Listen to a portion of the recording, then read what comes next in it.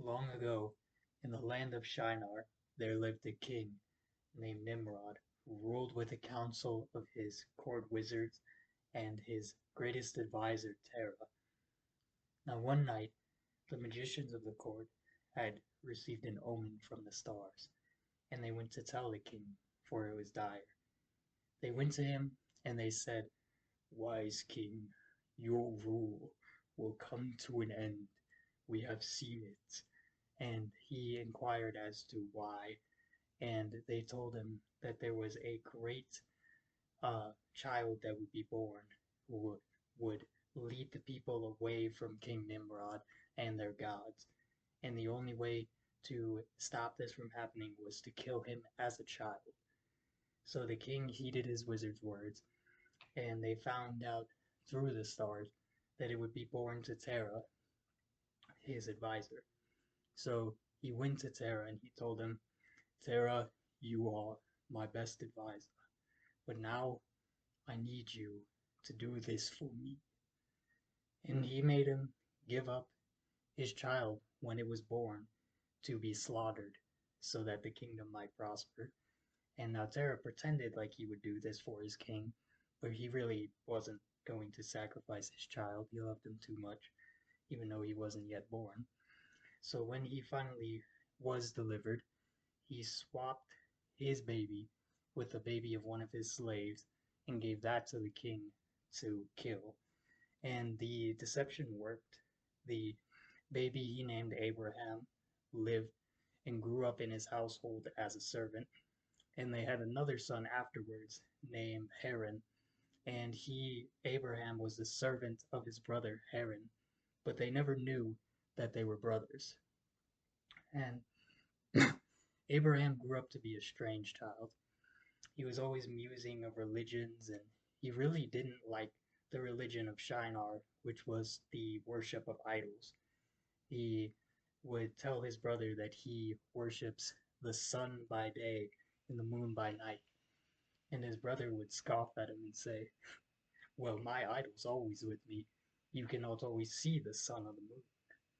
And Abraham thought on this and he was like, "Yeah, that is very true. I should probably find something different." So he did. He thought about it and he came back and he decided, okay, if the sun is not always there, nor the moon or the stars, then I will worship the most high being, the thing above all of them, which is everywhere at once. And so this he did, and he proved his dislike for the gods of the land when they left him to run a shop one day that sold idols. He started breaking each and every one of them. People would come to offer their gold, their food, and he would laugh at them and say, "You have such rude gods. They do not eat when you offer food, and they do not take when you offer thanks." And he would smash their heads off.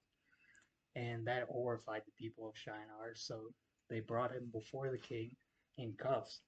And, you know, the king looked on him, and he was like, he brought Terra before him too, because it was his slave. And he was like, "Terra, what is this?" And Terra tried to lie his way out of it, but at once he knew by the age, the look, everything about him, this was Terra's son. And for his treachery, he told him, "Now, Terra, you get to lose two sons this day." And he commanded them to be thrown into burning furnaces, which no one could survive. And he did that, and Hanan, the younger brother, or Haran, he was completely incinerated. He died almost instantly upon being put in there. But Abraham, he laughed from inside the furnace and was like, "Come on, wise king, if your gods are so great, open this furnace." And the king tried, but he burned his hand even trying to. And the furnace flew open, and everyone saw Abraham in the midst of the flames standing there, untouched. And they bowed down to him, and they started to worship Abraham. He told them, "Do not worship me. Worship my God, for it is he who protects me from the flames, he who is the Most High."